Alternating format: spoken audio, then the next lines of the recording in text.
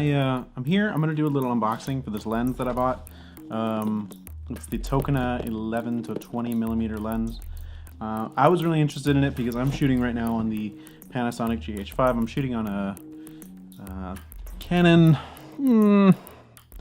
20 to 35mm lens, and it's pretty good. I think that it's got a good depth of field, but the issue with the GH5 is that even with the Speedbooster, it's still got a crop sensor, and I'm just trying to make my life as easy as possible by opening up all of that field of view. So 11 should be pretty good. I've never tested this lens out before. I'm looking forward to testing it out today, and if it goes well, sweet, because that means that I have a really nice wide lens camera that I can use with the Panasonic. I can use with my Canon lenses, and I'm really excited about that. By the way, I forgot to mention that I am shooting on the GH5 with a Metabone Speedbooster. So what that does is that it allows me to open up my aperture wider normally on all of my lenses, and at the same time it also allows me to decrease that crop that I have going on with the 2x crop that comes with the Panasonic cameras. So really excited, let's get into it.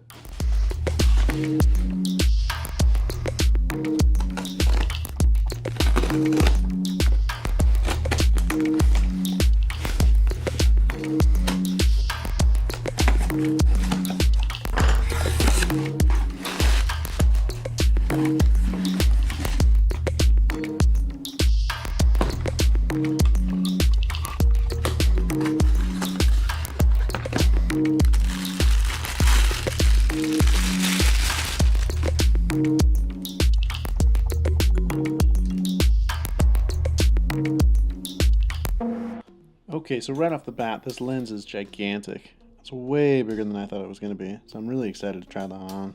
See, I'm just going to have to go blank for just a second, that way I can throw it on. Alright, I'm currently shooting on the Tokina 11-20mm right now. This is the full 11, so it's actually pretty decent so far from what I can tell. Definitely a lot of range going on there. I'm coming off pretty good. See if I stand up towards the top. There's really not a lot of distortion that I'm seeing right now. This is the widest that it goes.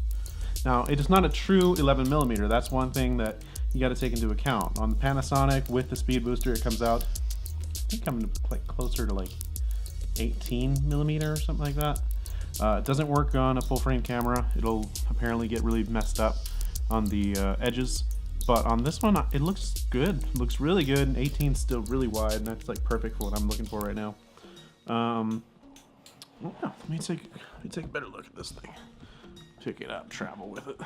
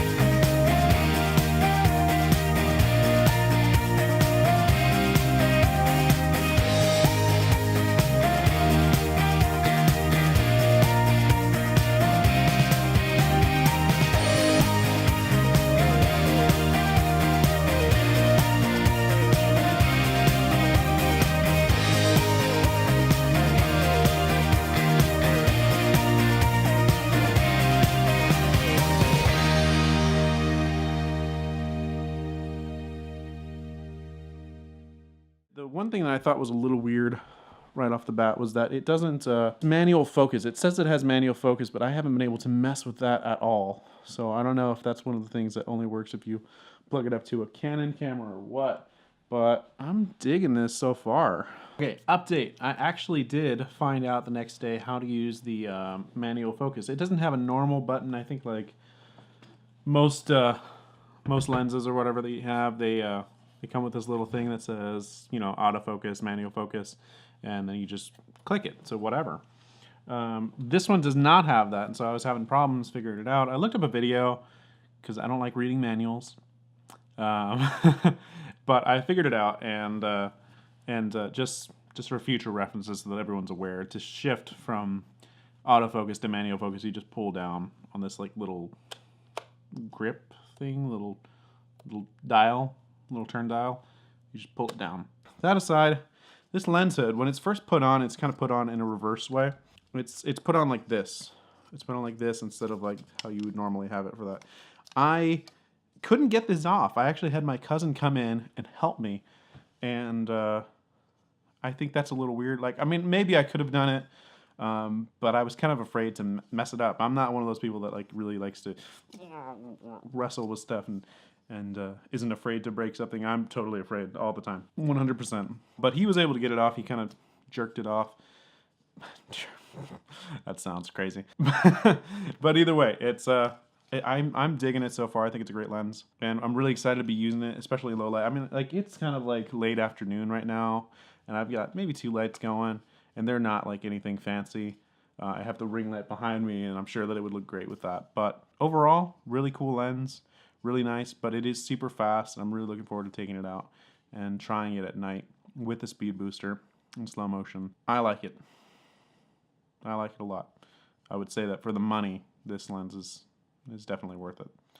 But anyways, that's my review of the Tokina 11-20mm lens, the 2.8 aperture. It's actually 2.0 with a speed booster, but I think it's a great camera, or a great lens so far. I think it's great. I think it works really well with the Panasonic GH5. But let me know what you thought in the comments. Subscribe if you like this video, and let me know what I should review next. I hope you guys have a really awesome day, wherever you're watching this from, and you know, just keep it real. Have a good one. Peace.